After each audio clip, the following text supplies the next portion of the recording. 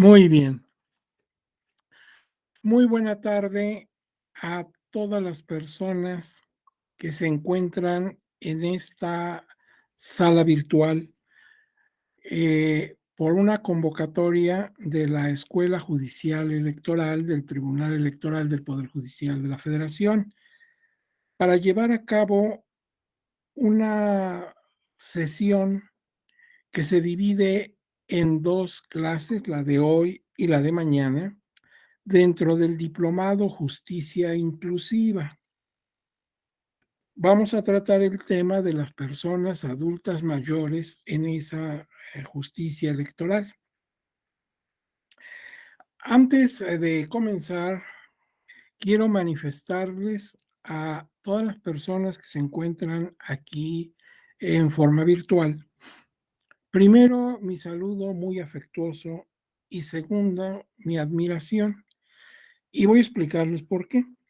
Muy afectuoso porque aunque no tengo el gusto de conocerlos personalmente en su inmensa mayoría, sin embargo, como personas que vivimos en este gran país, considero que todos, independientemente de su edad, sus estudios, sus lecturas, sus ideologías, sus profesiones, pues todos, sin embargo, tenemos una meta común. Tenemos el deseo de fortalecer en nuestro país, tanto en sus instituciones democráticas, como también en los estándares de una vida mejor para todos sus habitantes. Creo que en eso coincidimos todos, aunque cada quien en su enfoque. Entonces, por eso los veo a todos como si fuéramos miembros de una enorme familia. Y así como cuando vamos al terruño de origen, en donde hemos estado ausentes durante algún tiempo, y nos encontramos por ahí al condiscípulo, al primo, al amigo, al vecino con el que compartimos tantas aventuras en otros tiempos, pues nos vemos con esa empatía, recordamos tantas cosas y parece como que si nos hubiéramos separado hace 2, 3 días. Entonces, así por eso los saludo y la saludo a cada quien con mucho afecto y con mucha admiración porque sé, estoy consciente que cada persona que aquí se encuentra tiene una agenda de trabajo cotidiana muy completa. Hay muchos asuntos que requieren su atención personal, asuntos familiares, asuntos personales, de salud, de trabajo, de profesión.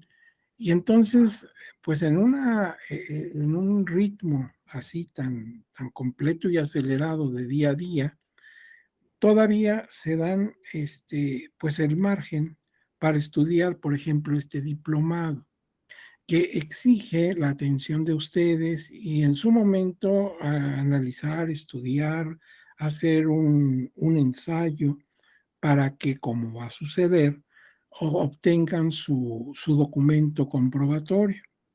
Entonces, eso implica responsabilidad, implica autodisciplina y pues implica también el uso racional del tiempo. Por eso los admiro y por eso deseo que este diplomado en el que están ustedes inscritos transcurra con mucho éxito para ustedes y en su momento tengan ya su diploma correspondiente. Ahora, esta otra acotación. Aprovecho este foro magnífico de profesionistas brillantes para públicamente dar las gracias muy especiales y muy amplias a las señoras y señores magistrados que integran la Sala Superior del Tribunal Electoral del Poder Judicial de la Federación, así como a la doctora Gabriela Rubalcaba y su staff de colaboradoras y colaboradores, porque todas han confiado en mí para que desarrolle este tema ante ustedes. Por eso mi gratitud especial. Y bueno, pues a lo largo de la explicación, seguramente surgirán dos situaciones, o preguntas, dudas, o bien situaciones de comentario, porque como todos ustedes son personas profesionales, son personas que se han desempeñado a lo largo de sus vidas, aunque algunos son muy jóvenes, pues ya tienen mucha experiencia y entonces han visto de todo. Y quizás no sea una pregunta, sino a lo mejor un comentario que ustedes quieran aportar a la audiencia. Bueno, pues nada más con que ustedes accionen su micrófono, yo les cedo la palabra. Y lo escuchamos con atención, respondemos la duda si es el caso o hacemos la observación respecto a su comentario. Eh, no la mano electrónica, porque como estoy presentando en pantalla, quizás no alcance a ver la mano. Pero entonces abran su micrófono y pues interrumpan, no hay ningún problema. De todas maneras, al final de la sesión, daremos un plazo razonable para la sección de preguntas y respuestas que siempre se da en cualquier intervención académica de foro, o sea, en cualquier conferencia, por ejemplo. Bien, dicho esto, pues pasemos a la materia. Miren, el tema que nos convoca esta tarde y mañana a la misma hora es el de las personas adultas mayores en la justicia electoral. Para ello debemos trazarnos un objetivo general, porque el que no sabe a dónde va, pues no sabe si ya llegó. Entonces vamos a plantear un objetivo general. ¿Qué queremos lograr al impartir estas dos sesiones sobre ese tema? Pues que al finalizar el análisis que se plantea en estas dos intervenciones en el Diplomado de Justicia Inclusiva, las personas participantes, o sea, ustedes, cada uno, cada una, tengan la información adecuada para valorar la importancia de este tipo de función jurisdiccional en México. Su diplomado, como todos sabemos, pues es de justicia inclusiva.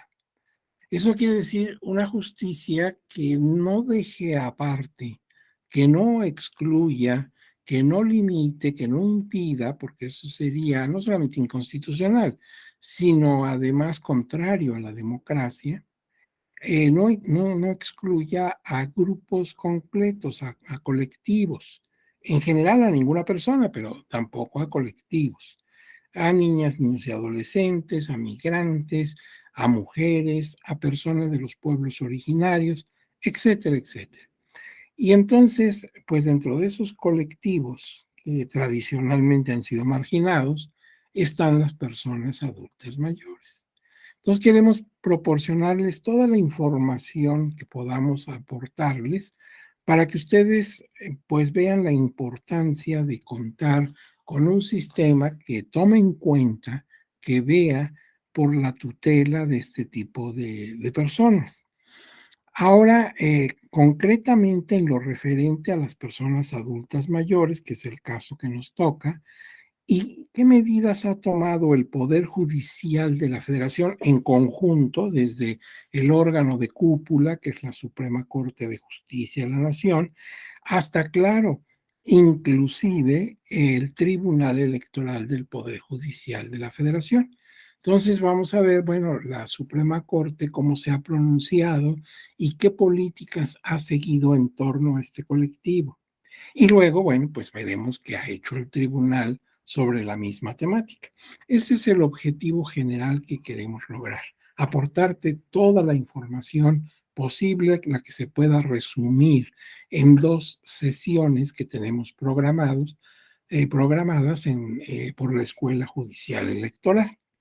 Bien, si estamos de acuerdo en el objetivo, pues entonces aquí está un temario para desahogarlo en esta actividad y en la que viene mañana.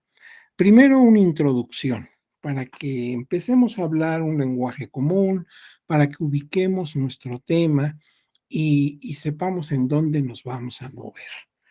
Luego ya entrando a la temática, pues un concepto de persona adulta mayor. Claro, es obvio que cualquier persona con estudios o sin ellos, pues tiene una idea de lo que es una persona adulta mayor. Pero vamos a ver qué concepto podemos extraer de la ley o de los documentos de índole internacional, eh, cómo catalogan o cómo definen a una persona adulta mayor.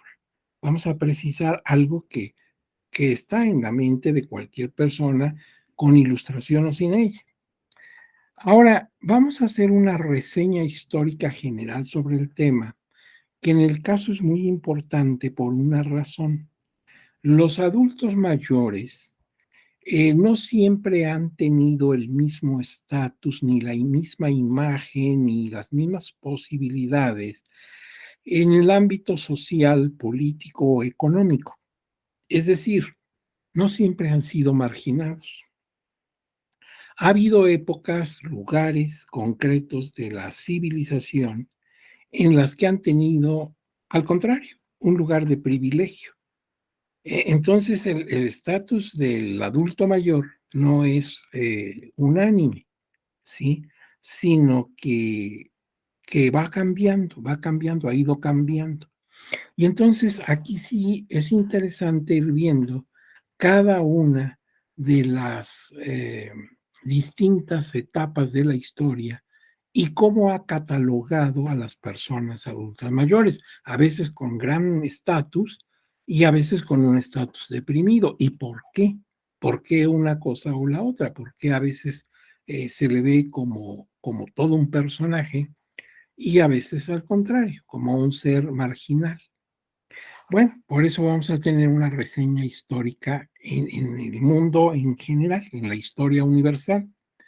Luego hablaremos de la normatividad, tanto al nivel constitucional como legal. ¿Qué normas regulan a este colectivo? ¿Y qué dicen los artículos que nos competen para el tema? Luego hablaremos del ámbito internacional. Aquí también esto es muy importante, porque el Estado mexicano tiene firmados y ratificados documentos de índole internacional, tanto con organismos como con países. Y entonces, bueno, ¿qué se dice sobre los adultos mayores? Porque una vez que el Estado mexicano ha firmado y ratificado estos documentos, forman parte del sistema jurídico nacional, según lo manifiesta la propia Constitución. Entonces, vamos a ver qué documentos protegen y en qué medida a los adultos mayores. Luego, en el punto 5, hablaremos de la situación general de este tipo de personas en México. Cómo andamos respecto de la economía, respecto de los índices de pobreza y pobreza extrema y otros aspectos, ¿sí? Así como hay adultos mayores que ya están jubilados, que ya disfrutan de un ingreso sin necesidad de vengarlo en su trabajo, porque ya lo hicieron toda su vida y entonces, pues, de acuerdo a nuestra seguridad social, tienen derecho a su jubilación. También hay adultos mayores que están trabajando, que están activos, o sea, la situación no es la misma para todos. Y luego ya entrando al Poder Judicial de la Federación, veremos qué ha decidido la Suprema Corte en general, qué política sigue sobre este colectivo. Vamos a ver jurisprudencia y algunas políticas, incluso de orden práctico, que ha seguido el Poder Judicial de la Federación para apoyar a estas personas en su necesidad de acceso a la justicia. Y bueno, claro, remataremos el asunto con lo que ha pasado en el Tribunal Electoral del Poder Judicial de la Federación, que se ha dicho que tesis y jurisprudencia se ha emitido sobre este particular, etcétera. Veremos por ahí algunas resoluciones de las salas superior y regionales en torno a este colectivo. Y todo eso nos va a dar, digamos, una panorámica más completa del asunto. Y luego sacaremos nuestras conclusiones al final, que esas son muy subjetivas, son las mías. Tú podrás coincidir con ellas o no, porque cada quien pues aprecia distintos ángulos de lo que ha escuchado. Bueno, pues yo les voy a ofrecer mis conclusiones. Y este es el temario que vamos a desahogar entre las dos sesiones. Bueno, vamos entonces a la introducción. Aquí la introducción inicia comentándonos lo siguiente. Fíjate que cuando terminó la Segunda Guerra Mundial, era el año de 1945, con la rendición incondicional del Imperio japonés. Después de que sufrió el impacto de 2 bombas atómicas, pues Japón se vio en la necesidad de, pues darse por derrotado, de darse por vencido y pactar la paz.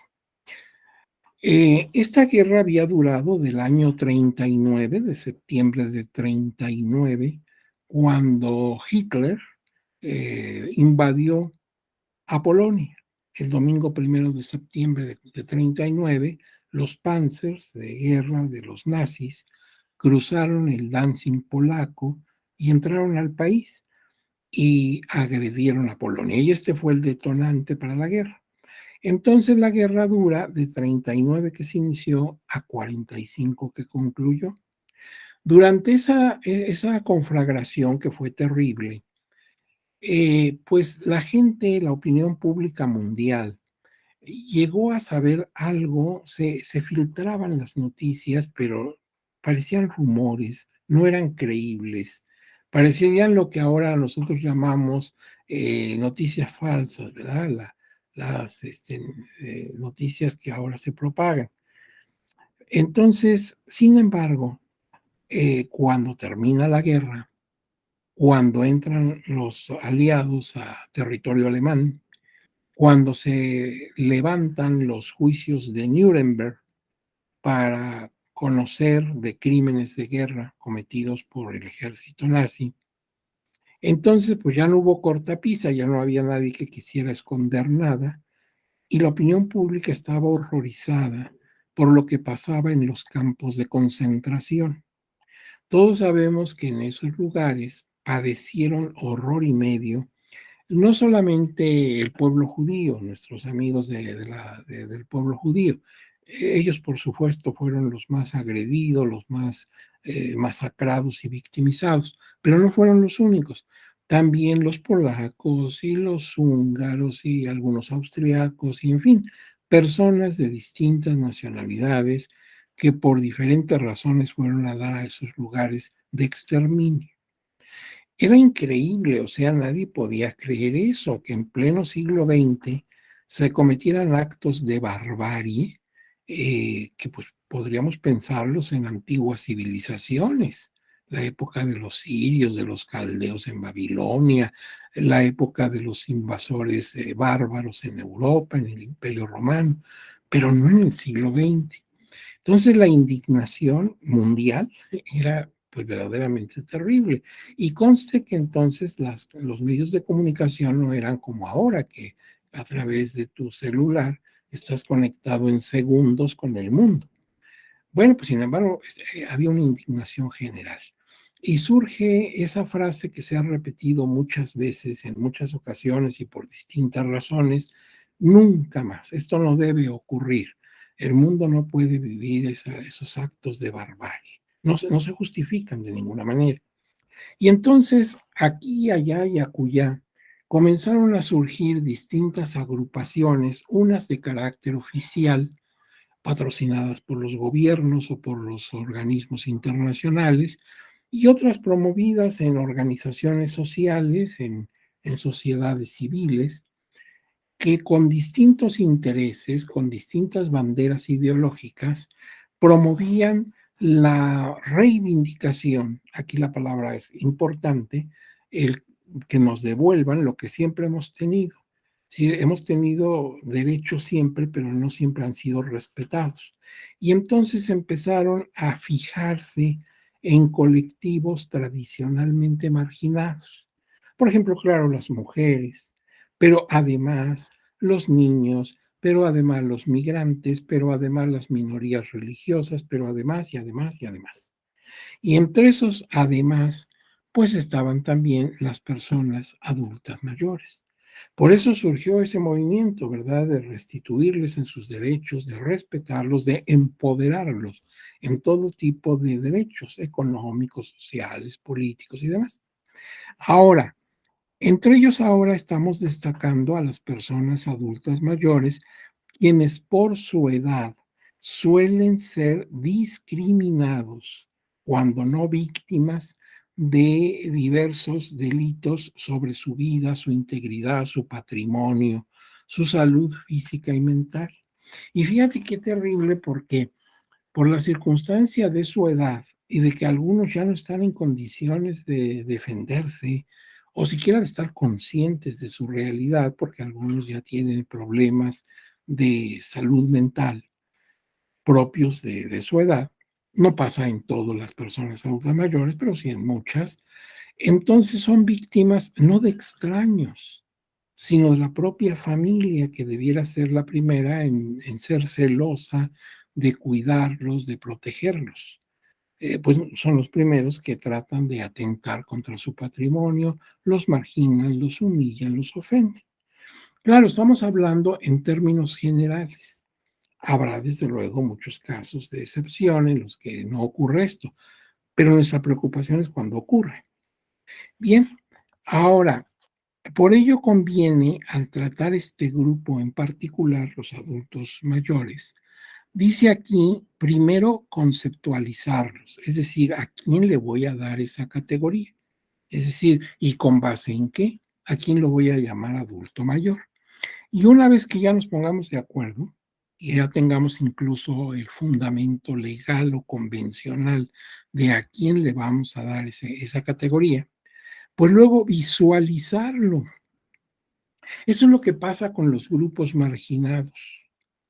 Por ejemplo, las mismas mujeres, a pesar de que representan más de la mitad de la población mundial y de cada país en particular, pues se les ve y no se les ve. Siempre han estado ahí las mujeres por razones obvias, pero no se les ve, no se aprecia, no se toma conciencia, ¿sí?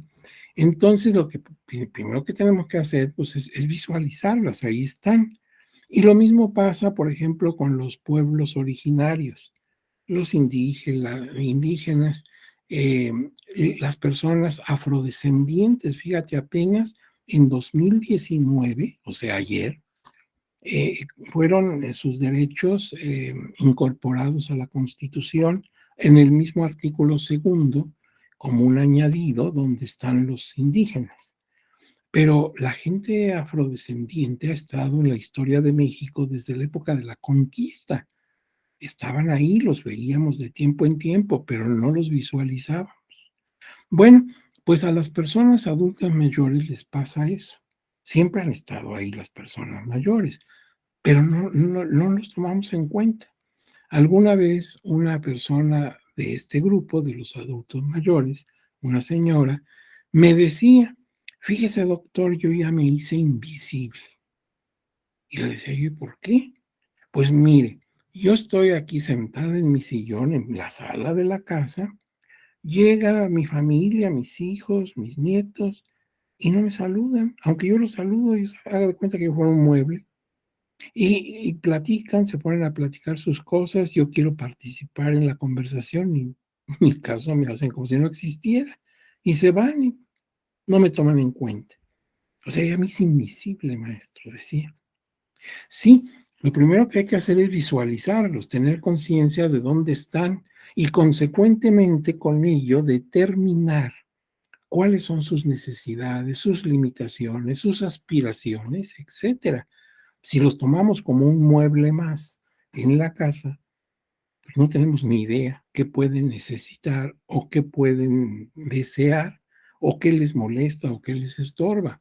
Ahora bien, por eso tenemos que contextualizarlos y entonces saber en dónde se ubican, qué hacen, porque no todos son iguales. Te decía, hay unos que están ya inactivos, pero hay otros que están dirigiendo empresas, están dirigiendo países, están dando clases, están haciendo muchas cosas que no tienen nada que ver con un desplazamiento de la vida económica, social o política. Entonces hay que identificar su tratamiento histórico y contemporáneo. ¿Qué ha sido de este grupo en la antigüedad, en otros tiempos, y qué es ahora? Etcétera, ¿verdad? ¿Y cuál es su papel en el mundo político, social, económico, laboral, familiar? De esta manera, entonces podemos comprender la trascendencia de generar la normatividad correspondiente que tiende a tutelar sus derechos y hacer eficiente el ejercicio de estos. Porque de nada sirve que la Constitución diga que no hay discriminación, lo dice el artículo primero en su último párrafo, entre otras cosas por edad. Dice no hay discriminación por raza, religión y enumera varias posibilidades de discriminación, entre ellos la edad. Pues sí, lo dice la Constitución, lo repiten las normas aplicables, pero ¿y qué si en la vida real esa persona no puede hacer valer sus derechos? Bien, entonces esta panorámica amplia e integral permite comprender de mejor manera cómo y por qué el Poder Judicial de la Federación en México y concretamente el Tribunal Electoral del Poder Judicial de la Federación han implementado diversas políticas tutelares que tienden a ser inclusivo su acceso a la justicia, garantizando para el caso el ejercicio de sus derechos político-electorales, que es lo que cubre el tribunal, dentro de un campo de respeto a su dignidad. Fíjate que ahorita es la primera vez que me tropiezo desde que comencé a hablar hace un rato con la palabra dignidad. Ya platicaremos de ella. Con respeto a su dignidad como personas integrantes de nuestro conglomerado social y ciudadano. No se nos olvide que el anciano, por muy anciano que esté y por muy deteriorado que esté su salud física o mental, es un ciudadano, es una ciudadana y tiene derecho a expresarse como tú o como yo, por ejemplo, a través del voto, del ejercicio del voto. Eso que no se nos olvide. No estamos ante personas que ya se salieron de la calidad de ciudadanos. Bien, pues bueno, esa ha sido la introducción, ya tenemos una idea de los parámetros por los que nos vamos a mover, pero entonces queremos ver quién es una persona adulta mayor.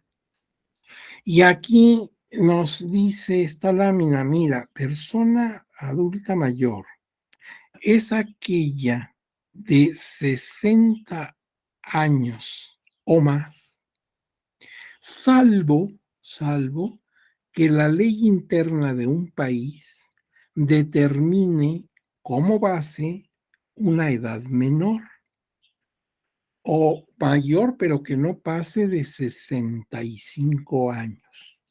¿Y quién dice eso? Pues nada menos que la Convención Interamericana sobre Derechos Humanos de las Personas Mayores. Es en su artículo segundo. Entonces ahí me define quién es persona mayor. Ya después veremos esto de adulto. Pero entonces dice, mira, es una persona que ha cumplido 60 años y para adelante los que tú quieras. Puede que un país de los que están ratificando esta convención dé una edad mayor, pero nunca más allá de 65 años. O sea, puede ser de 60 a 65. Nosotros en la convención estamos diciendo que sean 60. Sin embargo, algún país firmante puede tener disposiciones internas, pero no más allá de 65. Y puede tener menor edad. A lo mejor alguna tiene una edad inferior. Bueno, ya veremos más adelante México qué ha dicho sobre este particular. Esta es una convención de carácter internacional, es la Convención Interamericana, pero nada menos que sobre los derechos de estas personas.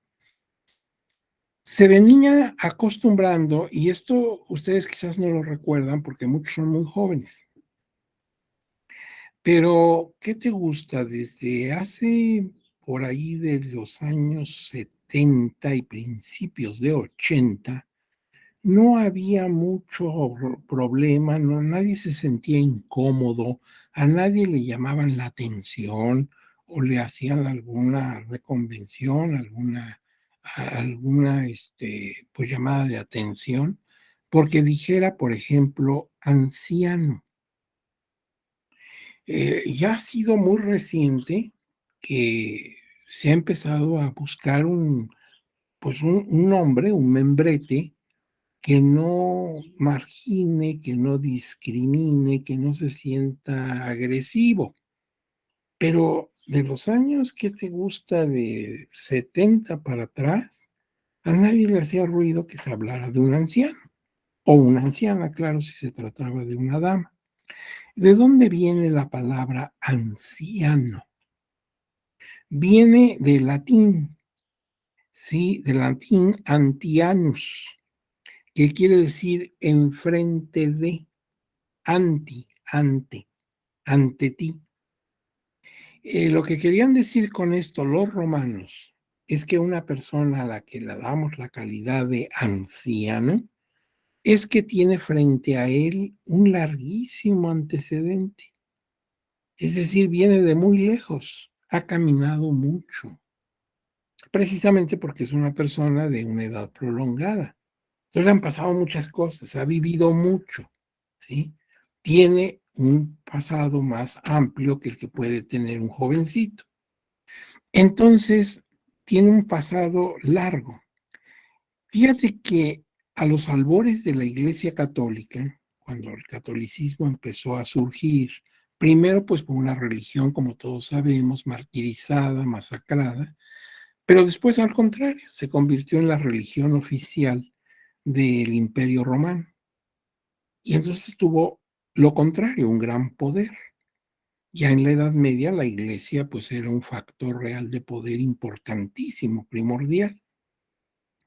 Y en la jerarquía de esa iglesia había una calidad de anciano, porque a esas personas ya de mayor edad se les encargaba el cuidado de los templos, ¿sí? Dado que eran personas que habían probado a lo largo de su larga vida, habían probado a la iglesia su lealtad, su apego.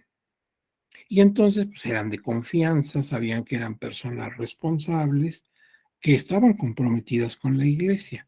Por eso, pues hacían labores de cuidado, de atención, de limpieza en los templos. Eran personas a las que se les podía confiar esto sabiendo que serían incapaces de cometer una acción indebida dentro del templo. Y todavía en algunas iglesias que ahora llamamos cristianas, en algunas de ellas hay una jerarquía dentro de su clero que se hace llamar ancianos, aunque no necesariamente sean personas adultas mayores, puede ser una persona joven que sin embargo tiene esa jerarquía, como decir presbítero o cosas así. Ahora bien, también se acostumbraba decir viejo, es un hombre viejo, la vejez y todas las palabras que puedas derivar de esto de viejo. Y también esa palabra viene del latín vetus o veteres, significa antiguo. Lo que es antiguo es veteres, es viejo. Vetus, veteres, es antiguo. Y entonces ahora, en los días que corren, ahorita que estamos viviendo el 2022, es muy discutible que alguien diga de una persona es un anciano o es un viejo.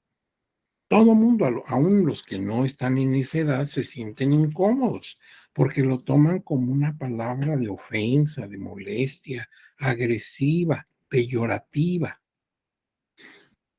Pero fíjate que no necesariamente lo es. Todo implica a quién lo dices, por qué lo dices, en qué contexto, en qué tono.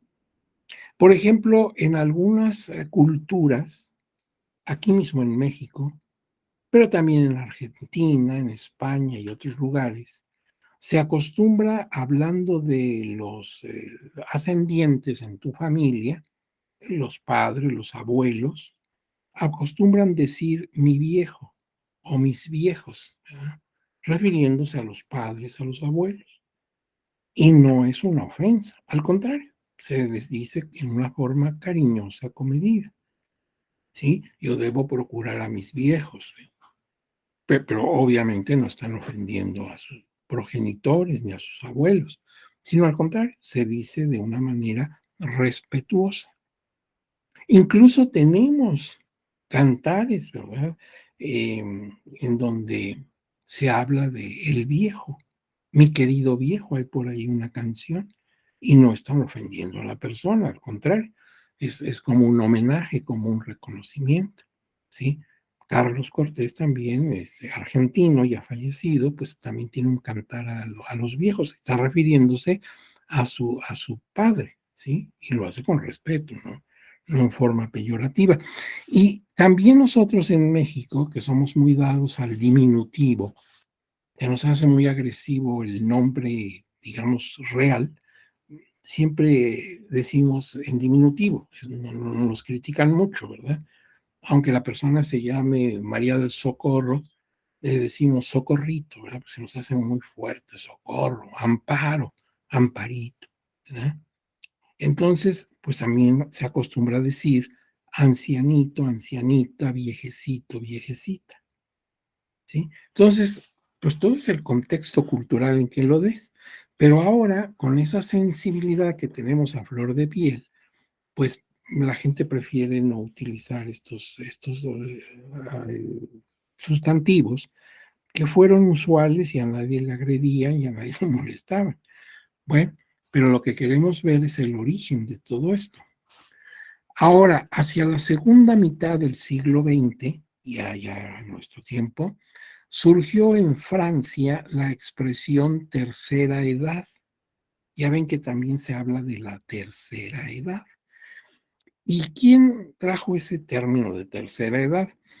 Pues un doctor, el doctor Huet, que por cierto es precursor de la gerontología, o sea, de la disciplina médica que se encarga de estudiar las enfermedades, las patologías y su tratamiento que afectan precisamente a las personas adultas mayores.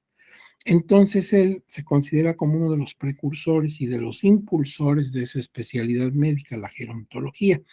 Y entonces él es el que en sus escritos, sus conferencias, sus libros, empieza a usar la tercera edad, refiriéndose primero a la niñez y la adolescencia, luego refiriéndose a la edad adulta, joven y finalmente a la vejez. Ahora bien, esto de gerontología, el estudio de las enfermedades y tratamientos de personas adultas mayores, viene del griego. Esta palabra no viene del latín, sino del griego. En medicina casi todos los términos derivan del griego, no del latín. Y entonces viene de geronte, que en griego significaba anciano.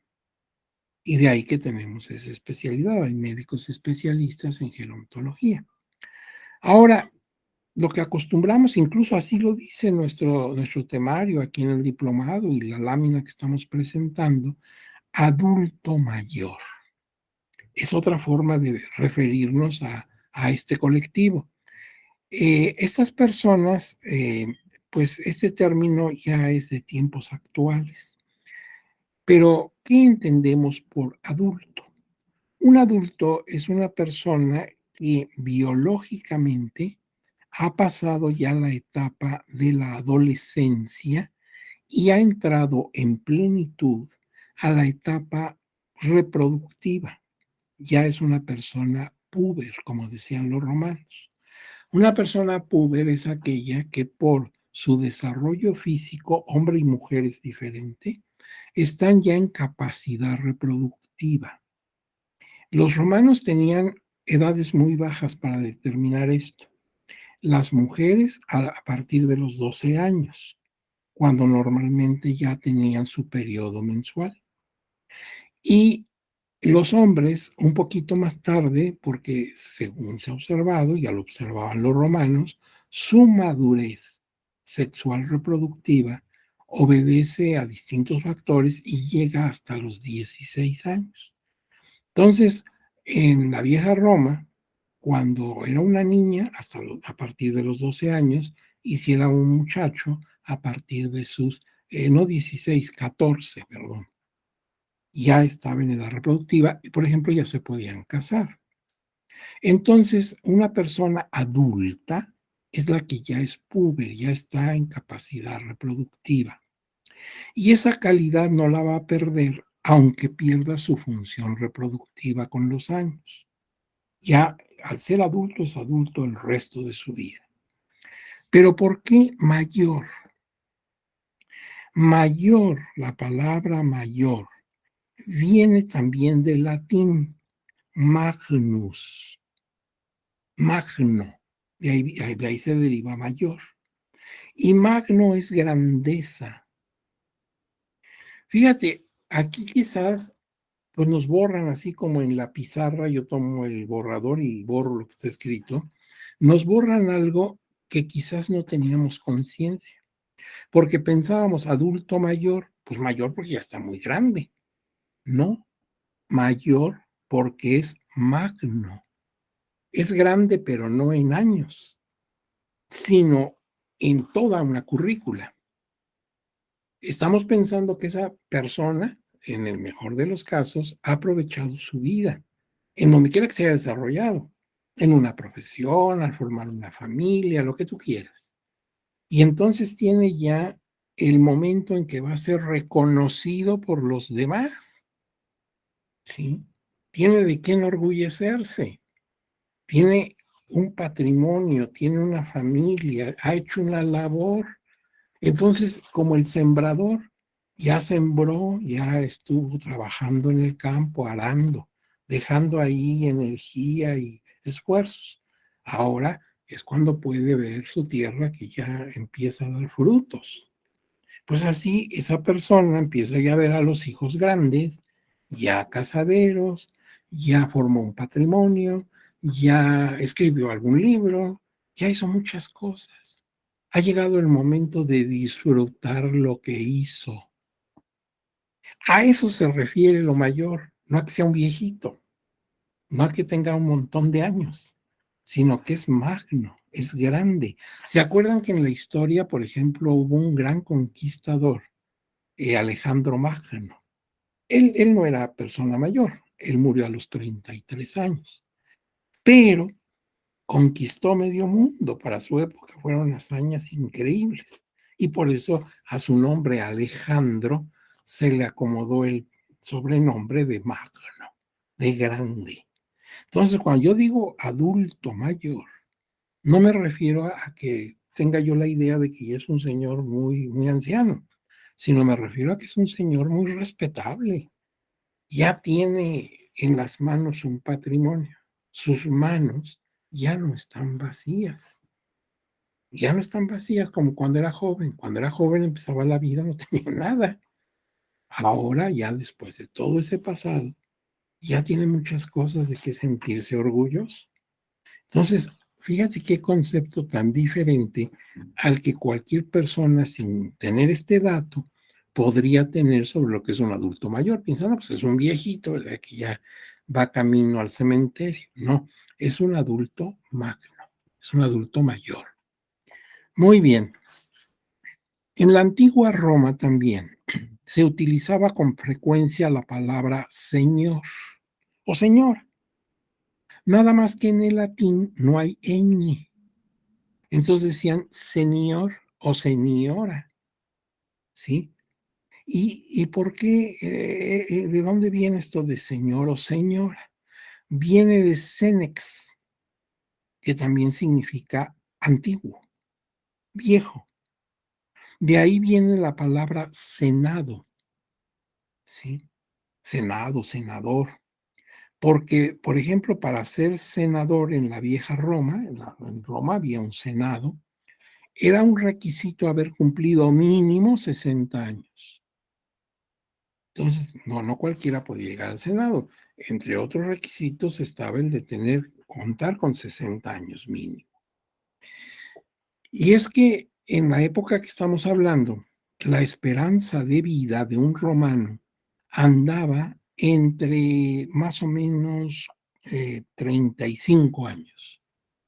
O sea, una persona que había llegado a los 35 había llegado a lo que podía esperar vivir. Claro, había uno que otro que llegaba a edad muy avanzada, pero eran excepciones.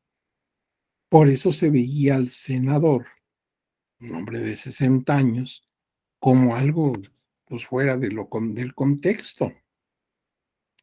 35 años era la esperanza de vida. Quiere decir que muchas personas que están escuchándome ahorita, pues ya estarían en el tiempo de su vida, ¿sí? 35 años. Fíjate, otra cosa importante,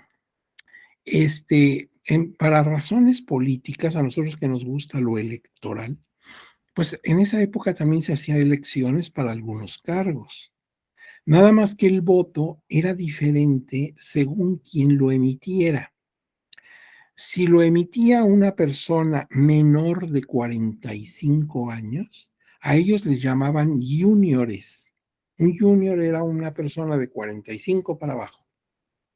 Y si tenía de 45 para arriba, era un senior. Y el voto de los seniores valía el doble que el de los juniores.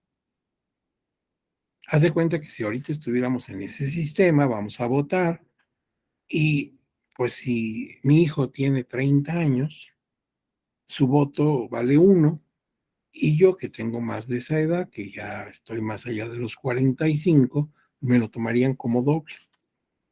¿Por qué? Porque se entiende que yo ya soy más experimentado, que yo puedo emitir un voto más razonado que el del joven. Esa era la mentalidad de los romanos. Entonces distinguían entre los señores y los juniores. Y también, pues se hablaba precisamente de señor o señora, con N, porque te digo, no tenían ñ. Ahora bien, fíjate que esta palabra no la hemos puesto en cuestionamiento. En esa sensibilidad que todo nos hace ruido, donde quiera vemos discriminación y nos oponemos y hacemos bien, no tenemos por qué sufrir discriminación ninguna. Esta palabra de señor, señora, no la hemos satanizado. Y sin embargo significa lo mismo, significa viejo, viene de senex. Y fíjate, muchas veces sin que yo sea una persona de la tercera edad, se me dice señor cuando voy a una tienda o cuando voy a un lugar público, pues como no conocen mi nombre, ni mi grado académico, y ni tienen por qué saberlo, me dicen sí señor, no señor. ¿Qué se le ofrece, señor? ¿En qué puedo ayudarlo, señor?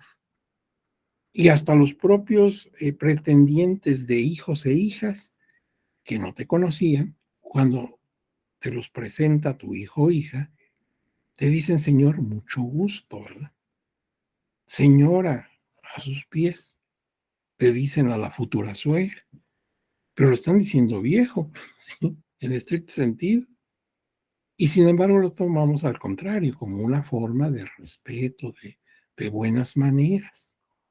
Fíjate cómo es interesante ir a la etimología de las palabras, porque luego, pues, expresan completamente lo contrario a lo que quisiéramos expresar. Y de ahí, de la palabra señor, senado, etcétera, pues se desprenden todo lo que tú quieras pensar. Por ejemplo, se deriva senectud, ¿sí? Se deriva senil, senecto y otros términos que podemos usar respecto a este colectivo. Formar parte del Senado en la vieja Roma, pues era una forma hermosa, una forma buena de concluir una larga carrera política. Cuando tú llegabas a ser senador es porque ya habías tenido muchos cargos anteriores en el ejército o en la vida política, y una manera bonita de terminar tus días en medio del respeto de la colectividad pues era convertirte en un senador. Ahora bien, en Grecia, concretamente en Esparta, existió una asamblea de ancianos que se llamó Jerusia, porque ya sabemos, lo dijimos hace rato hablando del doctor Wett, Geronte en griego significa anciano. Entonces, la asamblea en Esparta, el consejo de ancianos, era la Jerusia. De aquí que esta raíz etimológica también se refiere a personas ancianas, por lo que la disciplina médica, como ya lo habíamos dicho, se dedica a sus padecimientos y se llama geriatría. ¿Sí? La gerontología es la ciencia y la geriatría, pues es la especialidad médica. Y entonces por eso buscamos cuando vamos al hospital un geriatra, para que atienda a una persona adulta mayor. Ahora fíjate, en México tenemos una ley de derechos de las personas adultas mayores. Tú la puedes consultar en línea. Esta ley data del 25 de junio del año 2002, o sea que ya tiene algún tiempo en vigencia. ¿Y qué dice esa ley? ¿Por qué estamos trayéndola a colación? Porque en su artículo tercero, en el primer párrafo, señala que las personas adultas mayores son aquellas personas que cuentan con 60 años o más de edad y que se encuentran domiciliadas o en tránsito en el territorio nacional. ¿Te acuerdas que la Convención Interamericana de los Derechos de las Personas Adultas Mayores, que la vimos láminas atrás, decía personas de 60 años o más, pero que no pasen de 65 o menos de esa edad? Cada país dice qué edad tiene como límite. Bueno, pues México hace exactamente eso. Limita la edad para considerar adulto mayor de 60 para arriba. O sea que aquí no hay una edad mayor, ni tampoco menor. Ahora bien, se trata de personas que tengan esa edad, no importa su género, y además personas que estén domiciliadas aquí o estén en tránsito. Y no está hablando entonces de nacionales o extranjeros. Si tienen su domicilio aquí, o aunque no lo tengan, están en tránsito, son turistas, se les considera dentro de esa categoría para todo lo que a su derecho conviene. Ahora, termina nuestro tema de conceptuación. Ya hemos visto de dónde viene anciano, de dónde viene adulto mayor, tercera edad y todos estos apelativos que se han ido dando para determinar y calificar a este colectivo. Ahora vamos a hablar un poco de la historia, pero de la historia universal, porque acuérdense que vamos a tocar este tema porque el estatus de estas personas no siempre ha sido igual. No siempre se ha tratado igual al anciano. A veces ha tenido o ha gozado de un buen estatus y a veces al contrario, está totalmente marginado. Por ejemplo, en la prehistoria, en la época de la cueva, de la caverna, los primeros asentamientos humanos, la esperanza de vida era de 15 años. O sea que prácticamente todas las personas, hombres y mujeres que se encuentran en esta audiencia, pues ya serían personas muy respetables en la edad de piedra. Y bueno, yo sería así un santón, ¿verdad? Porque la esperanza de vida era de 15 años. Claro, había uno que otro que llegaba a ser muy viejecito, pero era excepcional. Y es que pues había tantos peligros para el medio ambiente, fieras, inclemencias del tiempo, no se conocía ni lo más elemental de la medicina, menos se conocía los microbios y los parásitos y tanta cosa, que por cualquier causa una persona podía morir. De manera que una mujer a los 40 años ya era una viejecita, ya estaba próxima a morirse. Seguramente a esa edad ya había tenido muchos hijos y ya su mundo estaba muy reducido y su salud también. Cuando ahora una mujer de esa edad es una ejecutiva en la vida política o en la vida de los negocios. Ahora bien, por esta razón, una persona que alcanzaba a contar, que en aquella época ni se podían contar, porque no se tenía noción de tiempo, calendario y todo esto, quien pasaba de unos 30 años aproximadamente, pues ya se le consideraba como persona poseedora de una gran sabiduría. Ella tenía la memoria histórica de la población, porque como había visto otras cosas, pues no habiendo documentos, no habiendo libros, no habiendo forma de guardar esa memoria, pues él recordaba episodios que les habían ocurrido como colectividad. En las primitivas civilizaciones, ya después de esa prehistoria, en las primeras civilizaciones del viejo mundo, como Egipto, Mesopotamia, China, India, Japón, Israel, Fenicia, Persia, etcétera, esas civilizaciones que estudias en la primaria, secundaria y preparatoria, Pues ahí su estatus cambió totalmente, era muy elevado, se les tenía en gran respeto. El consejo de un anciano era tomado como un consejo de sabios, porque precisamente eran personas que habían vivido tanto, que tenían una experiencia enorme. Entonces, por ejemplo, en Egipto antiguo, el Egipto de los faraones, se enseñaba a los jóvenes y a los niños que fueran respetuosos y solidarios con sus padres y sus abuelos.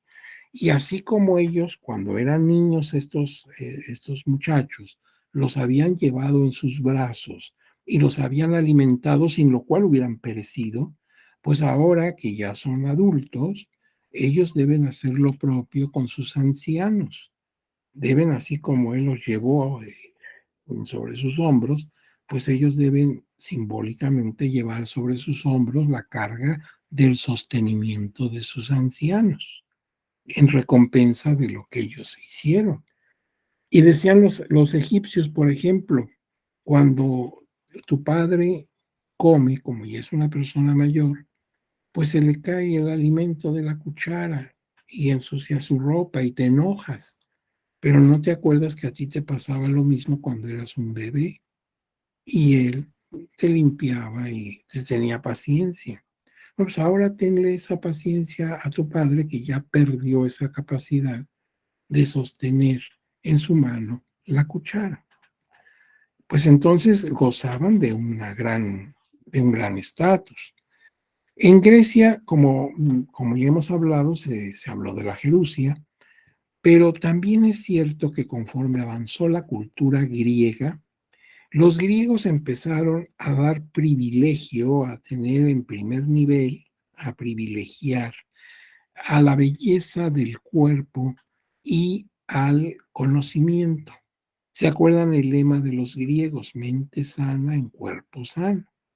Entonces, en el ideal de aquella cultura, comenzó a permear la idea de que la persona debería conservar, hombres y mujeres, su belleza física, su condición atlética, y por eso queda muy claro el lema de los pitagóricos, mente sana en cuerpo sano. Y esto lo vemos en sus esculturas, en sus pinturas, en todos los recuerdos arqueológicos que nos ha dejado esta cultura tan compleja y tan importante. Entonces, en un mundo donde se privilegia la presencia física, la condición, pues un anciano ya queda fuera de contexto. La vejez entonces empezó a ver como si fuera pues un mal, ¿verdad? Y a la persona anciana se le veía como algo desagradable, algo que a nadie le gustaba, porque ya en ese contexto, en esa mentalidad, pues no tiene nada que hacer el anciano. Entre los hebreos, por ejemplo, en el pueblo de Israel, la condición de anciano era relevante. De hecho, ellos formaron los primeros gobiernos de este pueblo, por ejemplo, los patriarcas. Los primeros personajes que gobiernan este pueblo, como Abraham, que es el fundador, Isaac y todos los demás patriarcas, pues eran personas ancianas. Entonces se les respetaba. Y, por ejemplo, su máximo tribunal era el Sanedrín, donde precisamente fue juzgado Cristo cuando fue aprendido. Y el Sanedrín estaba formado por la mayoría sacerdotes de este pueblo y la mayoría también eran personas ya entradas en años. Entonces, en Israel, en sus distintas etapas históricas de evolución, el anciano también fue tenido en gran estima. En las antiguas culturas de Oriente, por ejemplo en China, en Japón, en la India, también ancianas y ancianos, porque también las mujeres ahí disfrutaron de un buen estatus porque les tenían por personas sabias. Y en la ética imperante en aquellos pueblos se implementaba el respeto absoluto hacia los padres y personas mayores. Entonces el chino, el japonés, etcétera, pues se creaban bajo esa idea de que al anciano se le respeta, al anciano se le escucha, se le obedece. En Roma ya se hizo mención al Senado y las personas adultas tenían un buen estatus, pero esto cambió en la época del imperio. Cuando vino el imperio en Roma, hacia el siglo primero de la era cristiana, las cosas cambiaron, porque así como los griegos privilegiaron la apariencia física, la belleza del cuerpo del hombre o la mujer y su condición física, los romanos apreciaron sus calidades de guerreros. Las legiones del imperio se extendían por toda la tierra entonces conocida. Y entonces lo que se privilegiaba pues era precisamente el espíritu militar, las hazañas militares y las grandes obras materiales que todavía nos quedan por aquí, por allá en Europa y en el norte de África y parte de Asia Menor. Entonces, en un mundo donde se privilegia la fuerza de los militares, pues ya un viejecito no tenía mucho que hacer. Entonces empezaron a ser marginados. Por eso en el ejército romano, al llegar a los 60 años, tuvieras el grado que tuvieras, así fueras comandante de una gran legión o simplemente un soldado común, a los 60 años te retiraban del ejército, pero no te dejaban en la calle, sino te daban una pensión, no igual al sueldo o salario que recibías cuando estabas en activo, pero sí una cantidad que te permitiera vivir con desahogo, una especie de jubilación. Y como a esas alturas seguramente tenías muchos méritos militares, entonces eras meritorio. Fíjate qué diferente, porque hoy muchas veces se habla de un meritorio, de una persona que está haciendo méritos para lograr una plaza en algún lugar, a lograr una base. No, meritorio en Roma era la persona que tenía méritos. A esas alturas de tu vida ya habías participado en muchas batallas y ya todo el mundo te reconocía como un militar famoso. Entonces ellos acostumbraban irse a algún lugar de campo donde pudieran vivir tranquilos sus últimos días. Y en las costas de España encontraron un lugar agradable. Ahí se acostumbraban retirar, vivir sus últimos años con sus familias. Y como eran todos meritorios, personas que tenían grandes méritos, la ciudad se llamó Mérida. Cuando venga la conquista, los españoles van a nombrar las ciudades aquí, cuando las fundan, con los mismos nombres de su tierra. Por ejemplo, allá en España hay Guadalajara, pues en México hay Guadalajara. Bueno, pues nosotros aquí tenemos la capital de nuestro estado de Yucatán, la ciudad de Mérida, pero en Mérida también está en España. Y si voy a Venezuela, también hay una ciudad de Mérida. Y esa ciudad era donde allá en España vivían. España era una colonia del imperio, acostumbraban vivir muchas gentes que se habían retirado del ejército al cumplir 60 años. A veces, como habían hecho mucha condición física, constantemente se estaban haciendo ejercicios y demás, pues a los 60 años todavía eran hombres muy fuertes, muy sanos, pero ya, ese era el tope. A los 60 años, estuvieres como estuvieres, para afuera. Ahora bien, Cicerón, que fue un gran escritor y un gran orador y un político importante en Roma, todos lo ubicamos como un gran humanista, pues Cicerón escribió muchos libros y documentos, pero me voy a referir a su tratado sobre la vejez.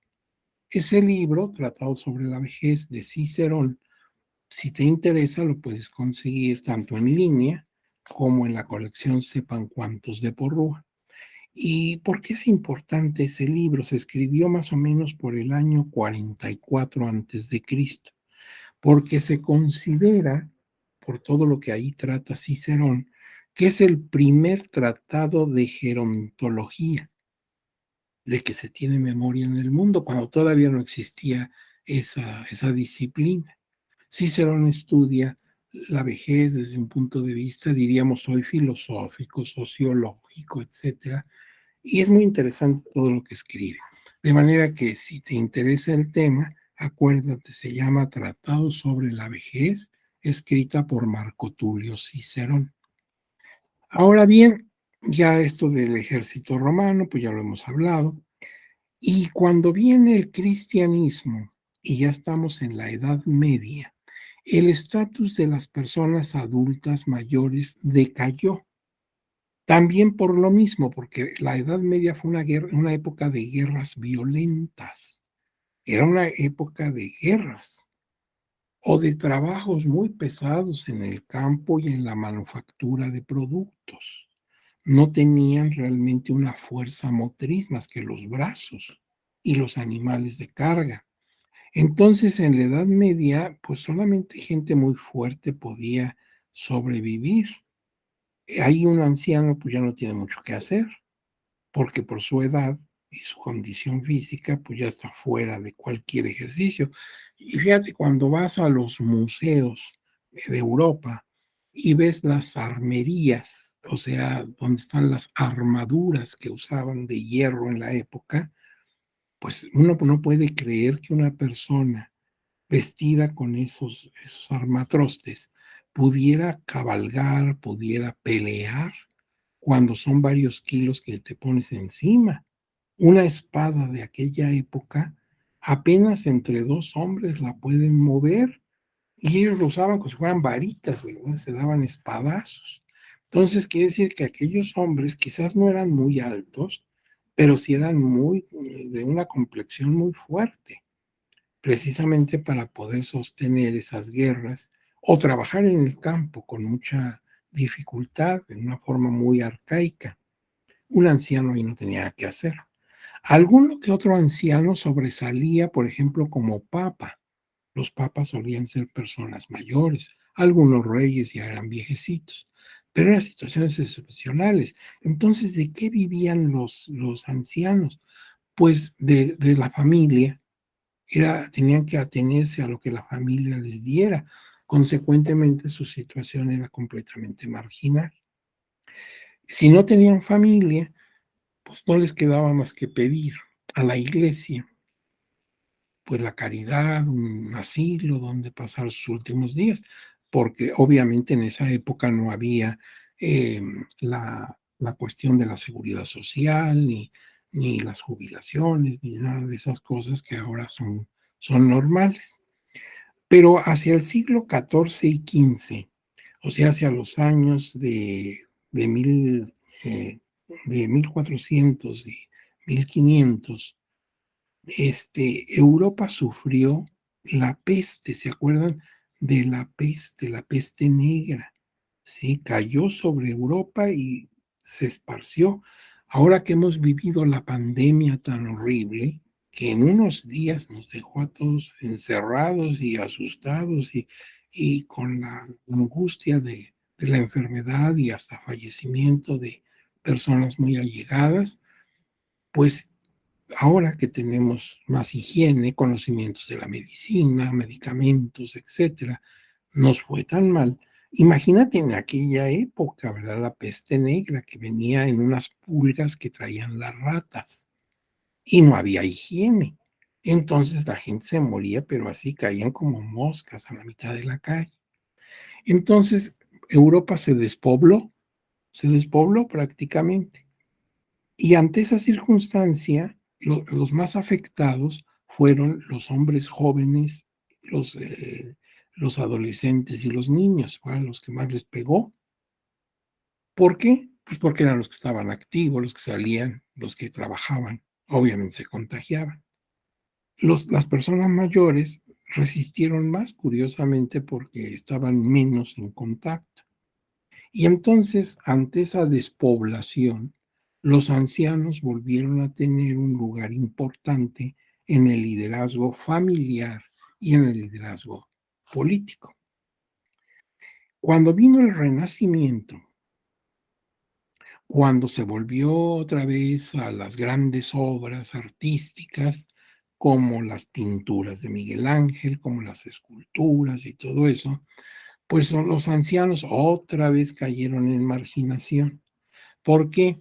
Porque igual que los griegos en su tiempo, en la época del Renacimiento lo que se privilegiaba era la belleza, tanto de hombres como mujeres. Entonces, pues ya un viejo ahí ya no tenía mucho que hacer porque, pues, por razones obvias ya no puede competir en esos parámetros con los jóvenes. Tal situación se prolongó en los siglos XVI a XIX, en que los adultos mayores eran retirados de la actividad económica, quedando necesariamente al amparo de sus familiares o de instituciones de caridad. Pero cuando surge contemporáneamente, o sea, a finales del siglo XIX, primero en Alemania y luego en los Estados Unidos y luego se propaga al mundo el concepto de seguridad social, se habló entonces ya de la responsabilidad del gobierno hacia estos colectivos que se ve reflejada en la creación de un sistema de jubilación y de pensiones. Y esto se ha incrementado en la actual concepción de los derechos humanos. Fíjate, fue en la Alemania de los años 1870 y posteriores. En aquella época Alemania era un reino y estaba gobernando un emperador al que le llamaban Kaiser. Y entonces el gobierno en realidad estaba en manos del primer ministro. Hacia los años 70 de ese siglo XIX, gobernó un hombre muy enérgico, un canciller de hierro, que se llamaba Otto Bismarck. Y este Bismarck, eh, pues se encontró con una Alemania muy efervescente. La gente empezaba a hacer manifestaciones en la calle, pues en contra de la miseria extrema, del mal reparto de riqueza, de la discriminación de los ricos y los pobres, en fin, situaciones de índole social, de reivindicación. Estaban asusados por grupos de izquierda. Y ante esta situación, Bismarck, muy hábil, tomó la bandera de los inconformes, en lugar de oponerse, masacrarlos, meterlos a la cárcel, reprimirlos, no, él toma la bandera y dice, pues tienen razón, tenemos que hacer reformas profundas a nuestro sistema económico, político, jurídico, para garantizar a la población mejores estándares de vida. O sea, toma la bandera que estaban enderezando contra su gobierno y ahora él la hace suya. Pero con esto da las bases o los cimientos de lo que después llamaremos la seguridad social. Y esto logró que en Alemania no cundiera precisamente lo que pasó después en Rusia, la revolución bolchevique, que podría haber afectado primero a Alemania. No se nos olvide que Carlos Marx era alemán, aunque terminó sus días en Inglaterra. Entonces, bueno, Bismarck, muy hábil, toma la bandera que se estaba escribiendo contra él. Entonces, esto hace que se aplaque el movimiento, pero no se olvida de lo importante, de satisfacer esas necesidades reivindicatorias. Y después esto lo toman los Estados Unidos y otros pueblos, y llega aquí a México a partir de la Constitución de 1917. Y entonces, bueno, se crea el sistema de jubilación. Observemos la palabra jubilación. Jubilación es una palabra que viene del hebreo. Es en el pueblo de Israel donde se celebra la jubilación, no como una pensión, sino como un año de alegría, ¿sí? Y en que se reacomoda todas las fuerzas económicas. Cada 50 años hay jubileo. Jubileo significa júbilo y júbilo es alegría. Entonces, cuando una persona se jubila, pues debe estar contenta porque ya trabajó toda una vida, ya se ganó precisamente el que ahora, pues sin necesidad de estar activo, sin embargo, disfrute de una pensión. Es una época de jubileo, ahora ya puede hacer de su vida lo que quiera, ya no tiene un horario, ya no tiene un jefe, ya no tiene una responsabilidad laboral.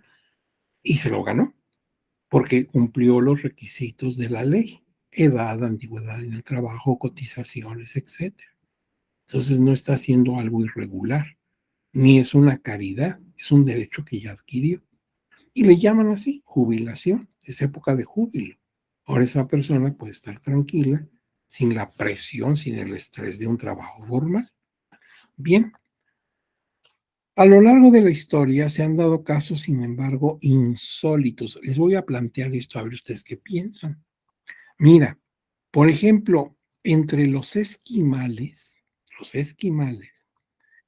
cuando una persona llegaba a una edad avanzada, que ya no era productivo, ya no podía estar activo, y siendo una sociedad precaria, porque imagínate lo que es vivir en las estepas heladas del Polo Norte, pues entonces la familia tenía que abandonarlo, no era posible sostenerlo.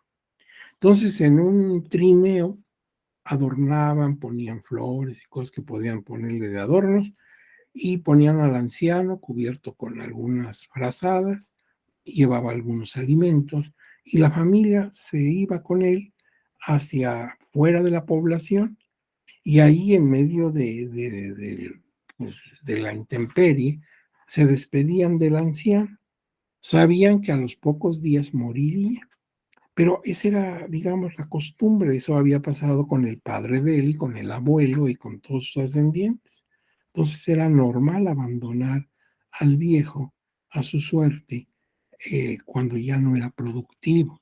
Lo mismo hacía un pueblo, los Chukchis de Siberia, en el territorio de Rusia, también recurrían al abandono en las estepas de allá. Y por ejemplo, los chinos antiguos tenían la costumbre, cuando una persona, hombre o mujer, ya eran muy ancianos, entonces se reunía la familia, los amigos, y entre todos compraban el féretro. Y ese era su regalo, para que en vida viera cómo iba a ser su féretro. Desde luego, procuraban que fuera pues hermoso en cuanto a su estructura y caro y muy fino. Y en lugar de ser una ofensa para el anciano, lo sentía como algo muy bonito. Ya le habían regalado sus hijos y familiares su, este, ¿cómo se llama esto? Su ataúd. Yo creo que ahora, si nosotros hiciéramos algo así en nuestro México, pues sería una cosa horrible, ¿verdad? No sé qué se podría pensar. Pero pues todo es cuestión de costumbres, de cultura. Por otra parte, desde la antigüedad se habla, volvemos ahora a utilizar esta palabra que nos la tropezamos al principio de la plática, se habla de la dignidad. La dignidad como atributo propio de los seres humanos. La palabra dignidad viene del latín dignus, que también significa grandeza, y se distinguen dos categorías de dignidad: la original y la adquirida. La original es la que tenemos los seres humanos por nacer así, seres humanos. Incluso desde que estamos en vientre, sabemos que son seres humanos. Y eso ya implica un tratamiento diferente a cualquier otro ente que pudiéramos imaginar. El niño, en cuanto nace, por ejemplo, ya, aunque todavía a lo mejor no tenemos ni el nombre del niño o de la niña, y es un ser muy endeble, depende totalmente de los adultos, sin embargo ya lo tratamos con cuidado, con comedimiento, con respeto, porque no es cualquier ser, es un ser humano. Entonces, esa es la dignidad que tenemos de origen solamente por ser seres humanos.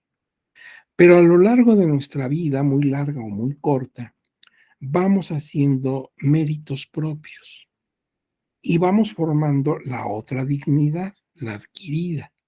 Y algunos logran hacer una dignidad adquirida muy sólida, otros no, al contrario, se manchan con malas conductas, con delitos, con situaciones fallidas. Pero lo que sí conservan aún en ese caso es su dignidad de origen. Por eso una persona, aunque cometa delitos muy graves y esté condenado, esté cumpliendo una condena muy fuerte, porque por ejemplo se trata de un asesino serial. Sin embargo, no podemos tratarlo como un objeto, a pesar de que está, pues, comprobado su acto delictivo terrible. Tenemos que tratarlo como un ser humano, porque conserva al menos su dignidad de origen. Y precisamente la dignidad es el preámbulo y el sostén de la idea de los derechos de las personas. La Declaración Universal de Derechos Humanos, en su preámbulo, refiere a la dignidad intrínseca de la persona, o sea, el basamento para establecer toda la teoría de los derechos humanos se basa en la dignidad, que es una característica, una cualidad propia de los seres humanos. La base constitucional para fundamentar el régimen jurídico tutelar de los derechos de las personas adultas mayores se encuentra en la Constitución Política de los Estados Unidos Mexicanos, artículo primero, que dice: en los Estados Unidos mexicanos, todas las personas gozarán de los derechos humanos reconocidos en esta Constitución y en los tratados internacionales de los que el Estado mexicano sea parte, así como de las garantías para su protección. Y luego dice, las normas relativas interpretarán favoreciendo en todo tiempo a las personas la protección más amplia, la famosa, eh, la famosa interpretación pro homine o pro persona. En consecuencia, el Estado deberá prevenir, investigar, sancionar y reparar las violaciones a los derechos humanos. Queda prohibida toda discriminación, dice el último párrafo de ese artículo, queda prohibida toda discriminación por, y nos va señalando una serie de posibilidades por las que pudiéramos discriminar, y entre ellos dice la edad o cualquier otra que atente contra la dignidad humana y tenga por objeto anular o menoscabar los derechos y libertades de las personas. Se está entresacando todo eso del contenido del artículo primero de la Constitución. Fíjate que cuando dice que queda prohibida toda discriminación, pues bastaría eso. ¿Para qué enumerar por esto, por aquello, por lo demás? Allá siempre habrá un parámetro que se nos pudo haber olvidado. Bastaba con que fuera tajante, dijera queda prohibida toda discriminación. Sin embargo, la Constitución se toma la molestia de ir señalando las posibilidades de discriminación y entre ellas está la edad. Y aduce que cualquier otra que atente contra la dignidad humana, contra esa característica o ese elemento o atributo propio de los seres humanos, en donde ya no importa la raza, el género, la ilustración, la salud física o mental, etcétera, sino el hecho de ser seres humanos. Ahora bien, eso dice la Constitución, de ahí partimos. Pero se acuerdan que hablamos de la ley de los derechos de las personas adultas mayores. Y entonces es una ley de observancia general en los Estados Unidos mexicanos, según dice su artículo primero. Y su aplicación y seguimiento corresponde, y aquí les rogaría que pusieran mucha atención a quién le corresponde aplicar y respetar esa ley. Dice aquí al Ejecutivo Federal a través de las secretarías de Estado y demás dependencias de la administración pública. Me queda claro. Las entidades federativas, o sea, cualquier entidad federativa, Michoacán o Yucatán, los municipios, los órganos desconcentrados y paraestatales. Bueno, pues toda la estructura de gobierno tiene que conocer, respetar y aplicar esa ley, pero sigue enumerando. Dice, las familias de las personas adultas mayores, los ciudadanos y la sociedad civil organizada y el Instituto Nacional de las Personas Adultas Mayores. ¿Quién dice todo esto? El artículo segundo de esa Ley de los Derechos de las Personas Adultas Mayores. Quise resaltar esto porque observen, dice que entre las personas, los individuos que tienen que conocer, respetar y potencializar toda esta ley, está las familias de las personas adultas mayores. Y eso es algo de lo que no siempre tenemos conciencia, bueno, ni siquiera información. Si en casa, en tu casa, tienes un adulto mayor, sea el padre, el tío, la abuela, en fin, quien tú me digas, si está en la condición de adulto mayor, tú como familiar estás obligado a cumplir lo que dispone esa ley. Fíjate, pues nunca te dijeron, oiga, ¿qué pasó, verdad? Creo que por aquí ha levantado su mano alguien, pero como está la presentación no alcanzo a ver si esto es cierto. Si es así, le ruego encender su micrófono.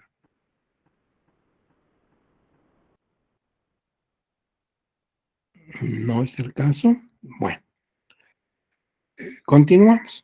Entonces, fíjate qué delicado, porque a lo mejor en mi casa cuento con una persona adulta mayor, no importa cuál sea el grado de parentesco que yo tenga con él, puede ser mi padre, mi tío, en fin. Pero si tengo un adulto mayor, ya estoy obligado a aplicar esa ley, a respetarla, a tomarla en cuenta. Pero si ni siquiera sabía, pues menos la he leído. No sé en qué consiste, qué obligaciones puedo tener.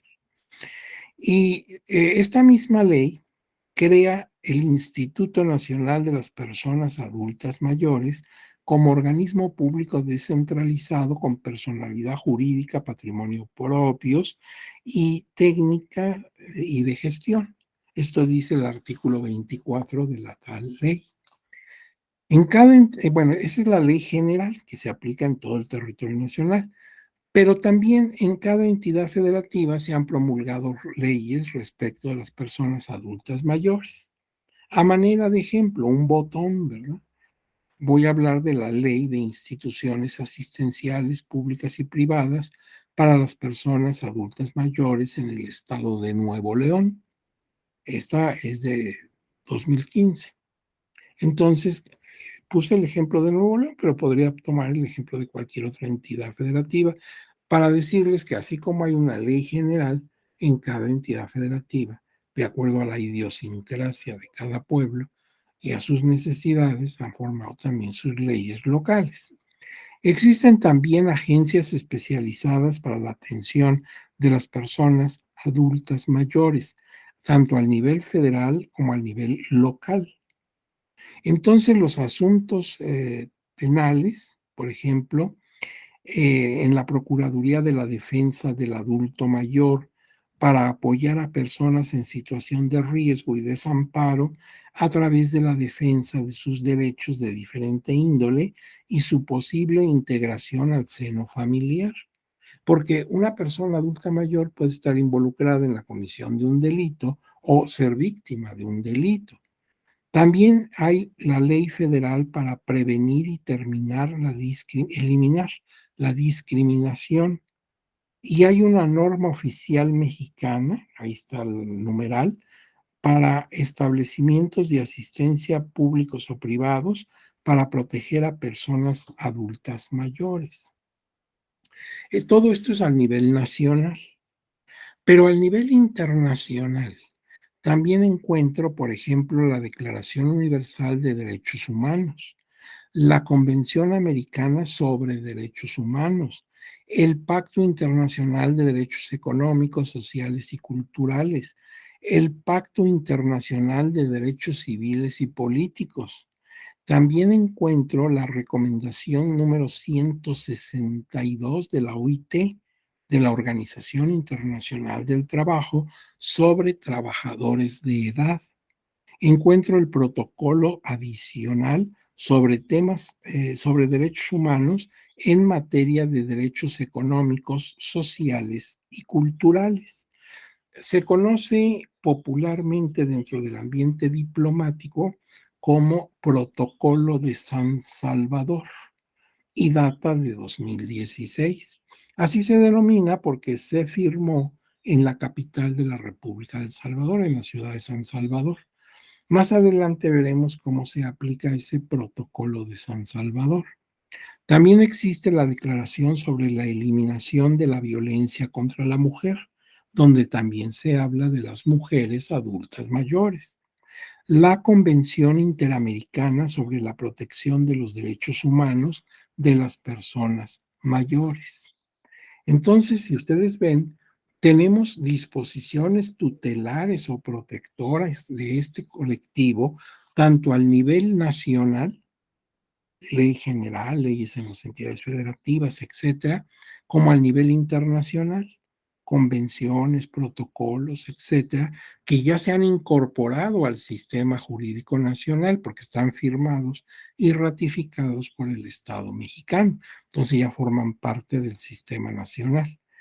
Entonces también, por ejemplo, hay que ver los principios de las Naciones Unidas en favor de las personas de edad. Entonces, como se puede apreciar, se cuenta con un amplio marco normativo que abarca lo universal, como cuando se trata de Naciones Unidas, lo continental, como esta Convención Interamericana, también al nivel nacional, como la ley de los adultos mayores, la ley general, y al nivel local, al nivel de cualquier entidad federativa. Entonces, desde el punto de vista de normas, estamos cubiertos, estamos blindados respecto al buen tratamiento para las personas adultas mayores. Entonces, dice un famoso tratadista mexicano, fallecido recientemente, el doctor Héctor Fix Fierro, dice en algunos de sus libros, los derechos de votar, ser votado, asociación política, quedan tutelados para todos estos, por todos estos instrumentos normativos y entonces es responsabilidad del Estado velar por su eficacia. O sea, no necesitamos hacer reformas a la ley, no necesitamos firmar otros documentos internacionales. Tenemos todo el cuadro normativo. Lo que nos hace falta es la voluntad de aplicarlo. Ese es el problema. Y cambiar de mentalidad. Porque mientras sigamos pensando que el anciano pues es un estorbo, es una persona que ya no produce, que es algo que estorba, pues de nada sirve que tengamos estas y todavía más disposiciones normativas. Nuestra angustia no es tener normas, porque si algo nos sobra son normas. Lo que nos interesa es que estas normas se cumplan a cabalidad. Muy importante para nuestra línea de investigación jurisdiccional resultan las reglas de Brasilia. Ese es otro documento, las famosas reglas de Brasilia, porque se firmaron en la capital de Brasil. Entonces, esas reglas de Brasilia hablan sobre acceso a la justicia de las personas en condición de vulnerabilidad. Entre ellas están los adultos mayores. Surgidas estas líneas, estas reglas, en la 14 Cumbre Judicial Iberoamericana, celebrada entre el 4 y el 6 de marzo de 2008. En esas fechas se reunieron allá en Brasilia los tribunales máximos de cada país de América. Entonces acudió gente de nuestra Suprema Corte de Justicia de la Nación, gente del Tribunal Electoral, en fin, y se reunieron con los tribunales de las naciones de América. Y ahí se habló de las medidas que hay que tomar para que las personas en situación de marginalidad, de vulnerabilidad, tengan acceso pleno a la impartición de justicia. Y entre esas personas están los adultos mayores. Este documento define a las personas en situación de vulnerabilidad, las que por razón de edad, que es el caso que estamos mencionando, género, estado físico, mental o por circunstancias sociales, económicas, étnicas y o culturales, encuentran especial dificultad para ejercitar con plenitud ante el sistema de justicia los derechos reconocidos por el ordenamiento jurídico. Una persona adulta mayor pues empieza desde dónde están los tribunales, cómo me voy a desplazar, tengo problemas de locomoción, ya tengo que usar una silla de ruedas o un bastón o una andadera, cómo voy a llegar al tribunal y luego pues en mi vida me he parado en uno, no sé qué hacer, a quién acudir. Bueno, esto es lo que se tiene que resolver de acuerdo a las reglas de Brasilia. El envejecimiento también puede constituir una causa de vulnerabilidad cuando la persona mayor encuentra dificultades especiales atendiendo a sus capacidades funcionales para ejercer sus derechos ante, ante el sistema de justicia. Precisamente, ¿qué pasa si esa persona pues ya no está en condiciones de hablar, ya no escucha bien, en fin? Y lo más común es que tenga problemas de locomoción, entonces necesita que alguien la traslade, que alguien la lleve y que cargue con la silla, que haya rampas para que suba la silla de ruedas, etcétera, etcétera, etcétera. Bien, ahora ya vimos nosotros la historia al nivel universal, pero en nuestro México, ¿cómo estuvo el estatus de las personas mayores? Bueno, en la época prehispánica en general, los pueblos ancianos autóctonos de América y concretamente de México respetaron de manera especial a los ancianos. En los pueblos indígenas originarios, pues en términos generales se respetaba al anciano. Entre, por ejemplo, los mayas tenían un consejo de ancianos que le llamaban Akushkaf, en su idioma maya, Akushkaf. Y lo que decían los ancianos que formaban el Akushkaf era tomado como algo supremo, como un mandato, incluso por el jefe máximo de este pueblo, que era el Alachuinik. El Abachuinik era, por decir ahora, el jefe de Estado, pero lo que le recomendaba hacer el Akushkab, el Alachuinik lo obedecía con mucho respeto. Entre los purépechas de allá de nuestro estado de Michoacán, había un senado que se llamaba Caracha Capacha. Y esto, si yo lo traduzco al español, significa los cargadores del pueblo, los que cargan al pueblo. Con esto lo que querían decir que lo sostienen con su sabiduría. Eso significa caracha, capacha, los cargadores del pueblo. Eran ancianos y eran muy respetados. Entre los aztecas, su célula política era el calpuli, el barrio. Cuando se fundó la ciudad de Tenochtitlan, había 4 calpulis.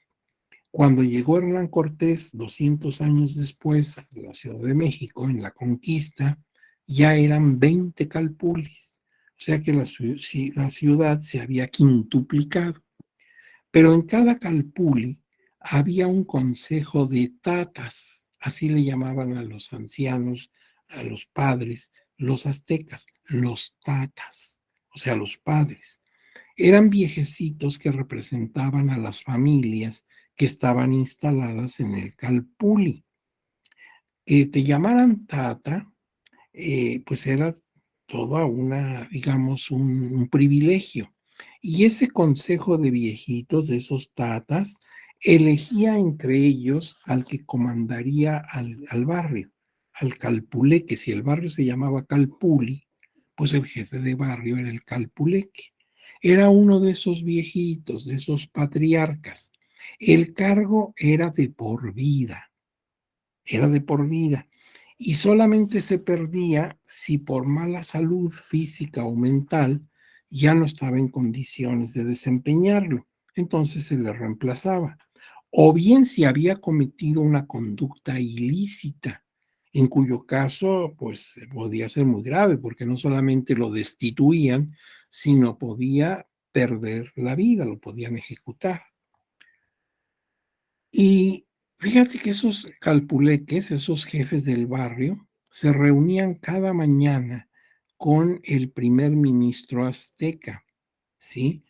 El Cihuacóatl, que era el primer ministro.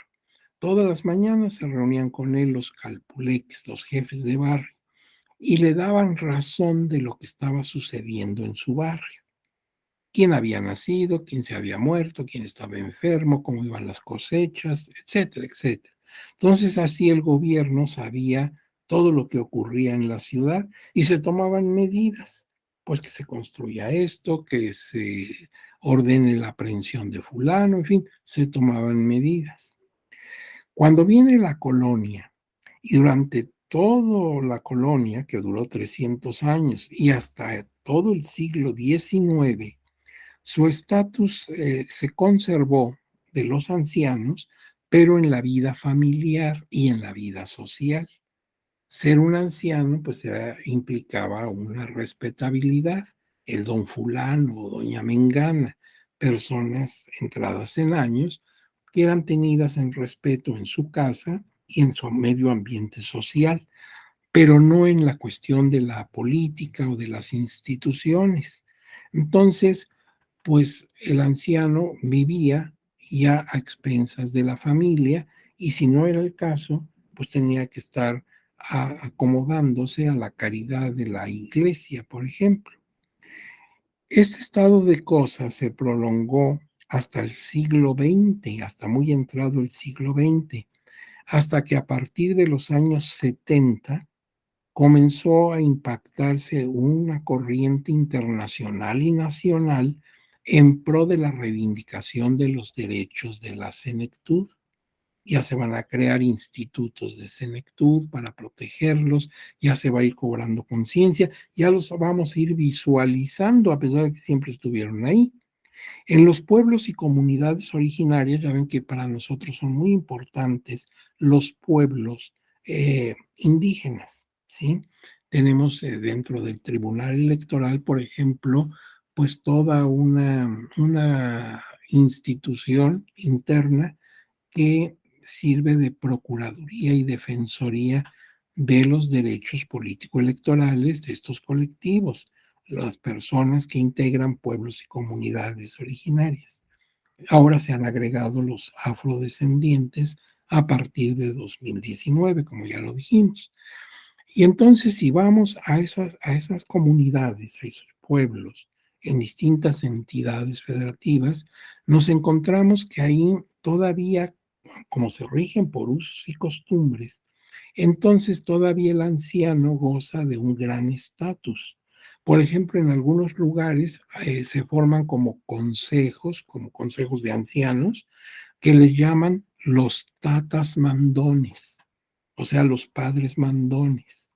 Y el pueblo los ve con respeto. Lo que dicen los tatas mandones es ley en el pueblo. El presidente municipal puede decir lo que quiera y ni caso le hacen, pero los tatas mandones son los que dirigen todo. Al margen que está el ayuntamiento, los regidores y todo, como en cualquier ayuntamiento, en cualquier municipio del país. Pero si es un ayuntamiento indígena, lo más seguro es que lo importante, el mando real, lo tengan los tatas. Si tú vas como gente extraña, pero te reciben los tatas y te reciben pues, con hospitalidad, con afecto, ya la hiciste, sí, ya, olvídate, porque todo el pueblo se va a poner en una situación de amabilidad, hospitalidad, etcétera, porque pues ahí los tatas mandones son los que tienen la fuerza política. Esto por el sistema de usos y costumbres. Fíjate que según datos del INEGI, en 2018, que no está muy lejos, recibían en México 15.4 millones de personas adultas mayores, que representaban el 12.3% de los habitantes del país. La población en ese año era de 125 millones en números redondos. Del grupo de personas adultas mayores, el 41.4% eran económicamente activos, a pesar de que eran personas adultas mayores, estaban trabajando en distintos aspectos económicos. Y el 69.4% presentaban algún tipo de discapacidad. Permítanme que ponga aquí una pequeña interrupción porque me está pidiendo la contraseña para continuar en el Internet. Estas personas en general se enfrentan, entre otras situaciones desventajosas, a inadaptabilidad. Muchas personas que están en este colectivo no se adaptan a los cambios sociales, políticos y tecnológicos de este tiempo. Así como hay personas adultas mayores que les gusta la computadora y la telefonía celular y andan aquí buscando, indagando, tecleando, ¿verdad? Hay personas que no quieren ni ver la computadora, les da miedo a descomponerla o a no saberla utilizar correctamente. Entonces, pues hay personas que se alejan de esa realidad que ya no te puedes alejar, la computadora ya está aquí, es parte esencial de nuestra cotidianeidad. También, pues, así como no se adaptan a la tecnología moderna, pues, tampoco se acaban de, poner al día y, pues, incrustarse en los cambios sociales, en los cambios políticos, económicos que toda sociedad presenta. Entonces, pues, entra el choque de generaciones. En mis tiempos no sucedía esto pues, las personas jóvenes no los acaban de entender porque les parece muy arcaica su manera de pensar. También tienen a veces falta de comunicación fluida con personas de otros grupos, incluso familiares, porque, por ejemplo, van perdiendo la facultad de escuchar y no se les atiende para ir con un especialista, a lo mejor hay forma de ayudarlos, de solucionarles el problema, pero pues no se les toma en cuenta, no se les apoya, y entonces esto hace que se sientan mal por razones obvias, se sientan deprimidos, se sientan aislados, y ellos mismos se van marginando. Ya no quieren algunos ni siquiera salir de su habitación. Es decir, llegan visitas y todo, y prefieren no bajar a saludarlos, quedarse en sus recámaras, no asistir a reuniones, porque se sienten mal, y no ha habido quien ponga remedio a esa falta de comunicación. A veces el daño a tu sistema auditivo, pues, es irreversible, pero a veces no, a veces se puede solucionar relativamente fácil. Y claro, pues si alguien te apoya económicamente, con asistencia de los médicos y demás. Entonces, pues por eso se habla de la invisibilidad de los adultos mayores y algo muy grave, la autodiscriminación. Ellos mismos se discriminan, ellos mismos bajan su autoestima, es decir, sienten que ya no tienen nada que hacer en esa sociedad. Entonces, la marginación es mala cuando viene de otras personas, incluso de la familia, pero es peor cuando el propio sujeto se discrimina. Y mira, se estima que para 2050, quienes de ustedes lleguen a ese año, 2050, ya no es mucho, faltan unos 30 años aproximadamente, México tendrá una población de 150.8 millones de personas. La esperanza de vida será aproximadamente de 69 años para los hombres y 74 para las mujeres. Se ha dicho que la vejez representa el doble triunfo de la medicina y las políticas de seguridad social. Por eso, cuando en la edad de piedra la esperanza de vida era de 15 años, pues ahora es muy contrastada, porque ahora la medicina ha avanzado muchísimo y también las políticas de seguridad social. Igualmente se calcula que 8 de cada 10 personas adultas mayores actualmente sufren de algún grado de pobreza, abandono y violencia de diferentes clases: física, psicológica, económica, social, laboral, etcétera, sobre sus personas o sobre su patrimonio. Actualmente el Estado ha ido asumiendo su responsabilidad en la garantía y tutela de los derechos humanos, que incluye los de este sector poblacional.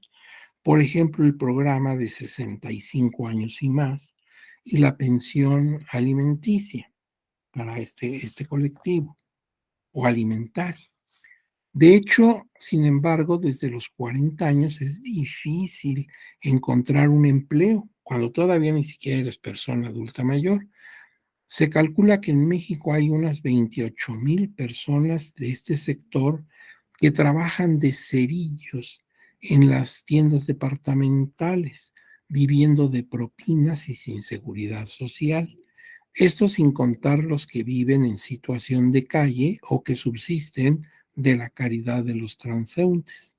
Según la Comisión Nacional de Derechos Humanos, los derechos que más se vulneran para los adultos mayores son la seguridad jurídica, debido proceso, derecho a víctimas u ofendidos e integridad personal y seguridad. Son las mayores afectaciones o las más concurrentes que sufre este colectivo. Entonces, bueno, la situación no es precisamente muy alentadora y el problema es la propia discriminación. Pero pues el tiempo ya se vence, faltan 9 minutos para que dé la hora final de esta transmisión.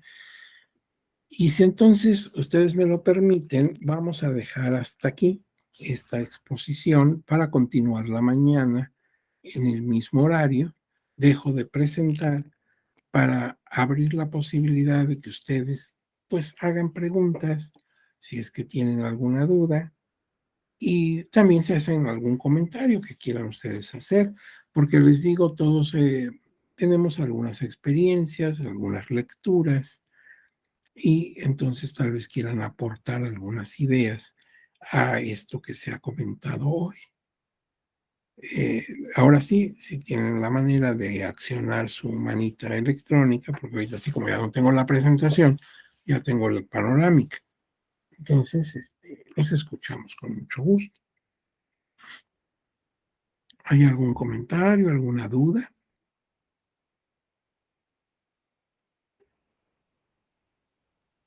¿No? Olvidé decirles una cosa que es importante. Esta presentación que he utilizado y que voy a continuar utilizando la mañana es para ustedes, es material que yo como responsable de esta plática, pues he preparado para ustedes, claro, con los parámetros que marca nuestra Escuela Judicial Electoral, y bajo el membrete de la Escuela Judicial Electoral y su amparo institucional, pero es un material para ustedes. De manera que no les prometo que mañana mismo al terminar la plática les llegue, porque habremos de terminar pues ya muy próximos a las 7 de la noche y ya es difícil que podamos encontrar apoyo institucional para hacerlo.